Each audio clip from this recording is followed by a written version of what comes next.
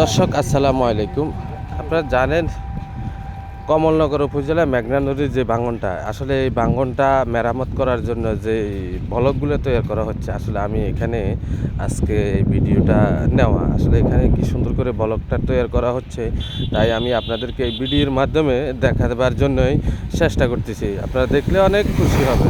তো বেসিক্যালি দেখেন, আমি আজকে মাতবরহাট এখানে যখন আসলাম, আসার পর আমি দেখতেছি যে অনেকগুলা, মানে এটা আসলে কতগুলা এটা গণে শেষ করতে পারবো না, অনেকগুলা ব্লক তৈরি করে রাখছে এবং কিভাবে তারা ব্লকগুলো সাজিয়ে গুজিয়ে রাখতেছে, আমি আসলে এই ভিডিওর মাধ্যমে আপনাদেরকে দেখাচ্ছি। আপনারা দেখলে বুঝতে পারবেন।